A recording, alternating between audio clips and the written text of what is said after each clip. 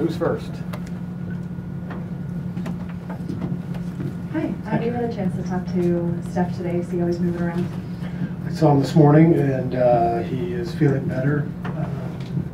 He did some work with Rick at the facility, and he had better mobility, less pain, so it's a good sign.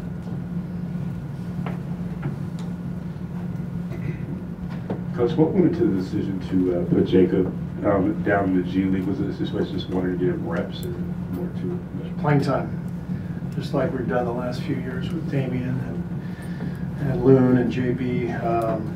Young guys just need to play, so he'll benefit from that.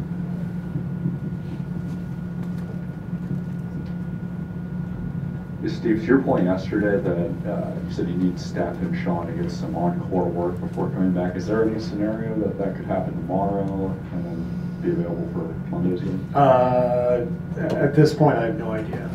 So we'll let you know tomorrow.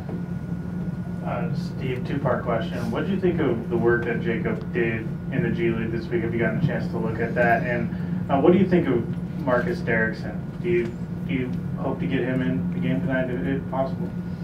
I have not seen the games yet. In Santa Cruz, I've been in touch with Luke Laux. And so Luke gives me updates on the games. And as far as Marcus is concerned, he's a stretch 4. He shoots the 3 really well, and that's why we're interested in him. You know, it's a game today where you can't have enough shooters. So he impressed us in camp, and it's good to have him in uniform tonight, and we'll see what happens. You never know. Coach, the Nets went through a real downswing as a franchise with losing all those draft picks and everything, and it seems like they're kind of on their way up now. What have you seen in terms of the growth of that franchise and where that team is at right now? Well, you could see this building the last couple of years. I think Sean Marks has done a good job of just finding talent without the use of lottery picks, but finding some lottery talent.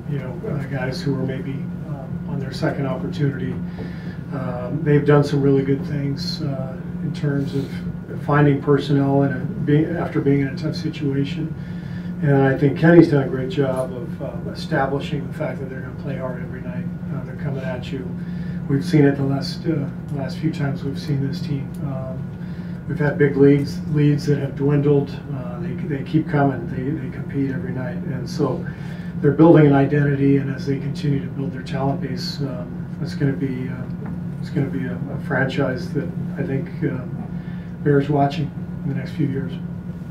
Coach, specifically, what have you seen or been able to observe of Karis LeVert having a career season for the Nets and had a game winner last night? Well, great size and ball handling ability. Very skilled player, good modern day guard, wing, forward, whatever you want to call him. And I saw that play last night. Gary Harris is not easy to get around, and so it was a hell of a dribble move just to get into the paint, and then he made a really tough shot. So he's a really good player. Steve, another All-Star went to the Eastern Conference today.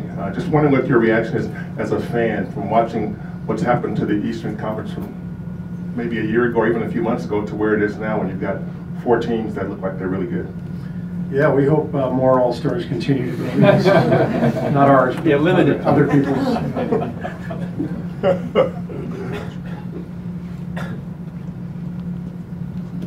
Hey Steve, Klay had the record-setting night, and outside of that, he's been a little quiet offensively this year. With 2 starters out, do you need to find ways to heat him up a little bit? He was maybe our only guy the other night who got going against Milwaukee.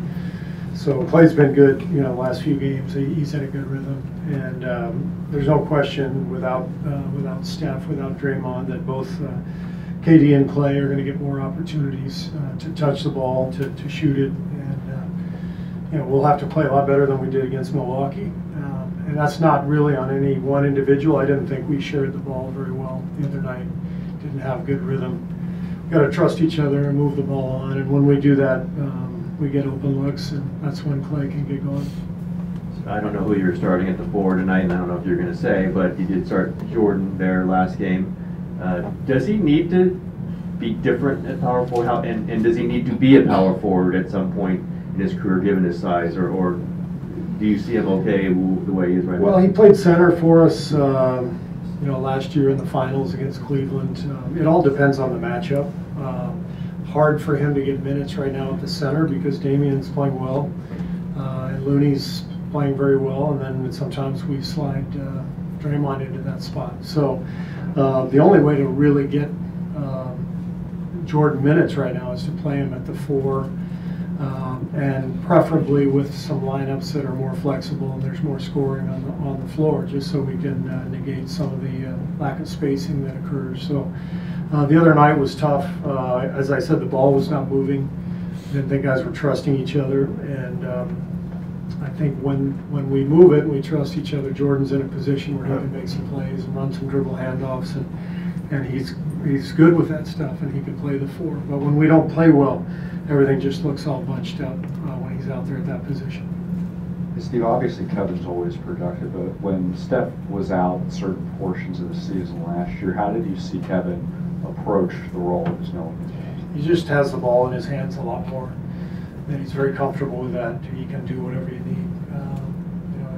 He's been in that role many times in his career where teams relied on him heavily to score, and we were in that position last year every time Steph was hurt. So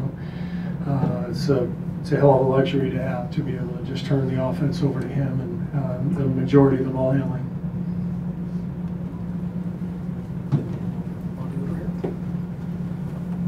Are you going to slip and tell us who's going to start at the 4 today? I don't think so. Not in the mood. Thought I'd give it a shot. All right, good try. Thank you. Cool. Thank you. Timmy Wall.